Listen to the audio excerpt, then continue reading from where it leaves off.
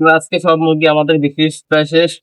আমাদের 5টা মুরগি রাখছি আমরা খেতে। এগুলো আমাদের দেশি খাবার, যে ভাত বা আপনার চাউল, এগুলো খাওয়াই বড় করবো। তারপর দেখবো যে কয় কেজি হয়। তার জন্য আমরা ছোট কয়টা মুরগি রাখছি। আর ফার্ম করে কি আসলে ব্রয়লার মুরগি পালন করে কি সফলতা পাওয়া যায় নাকি, এটাও আপনাদের সাথে পরবর্তীতে আরেকটা ভিডিও আমরা আনবো। পরবর্তীতে ওই ভিডিওতে শেয়ার করবো যে আমাদের কত টাকা লাভ হলো বা কত টাকা লস হলো, এটাও আপনাদের সাথে শেয়ার করবো। আর এখন আমরা এই পুরো ফার্মটি দেখে নেবো। মোটর দেখেন, মোটর এই দিয়ে আপনার আপাতত যাচ্ছি, কারণ এই যে আপনার এই মুরগির ভিত্তিগুলো সব দেওয়া লাগবে। তারপর আমরা এইখানে আপনার দেবো, এইখানে আমাদের চুন দেওয়া লাগবে। মূল মূল কথা হয়েছে এই জায়গায় আমাদের মাছের, তার জন্য আমরা ব্লিচিং বা ফুল পাউডার দিতে পারতেছি না। চুন দেওয়া লাগবে, চুন দিলে মাছের কোনো ক্ষতি হবে না। এই হচ্ছে মূল সমস্যা। এখন বেশি কথা না বলে কাজ শুরু করি।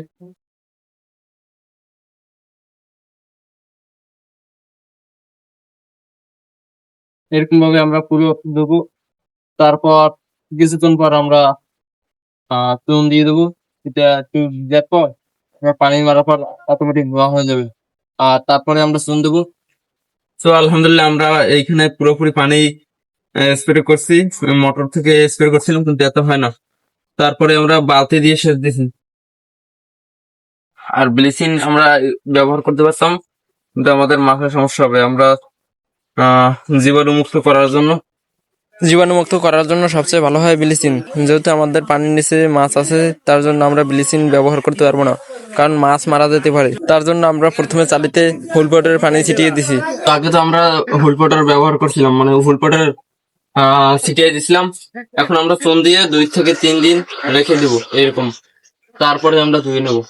নাহলে আমরা প্রথমে হুল পাউডার পানি ছিটিয়ে দিছি, তারপরে তার উপরে চুনের গুঁড়া ছিটিয়ে দিছি। এইভাবে আমরা 2 থেকে 3 দিন রাখবো, তারপরে পানি দিব।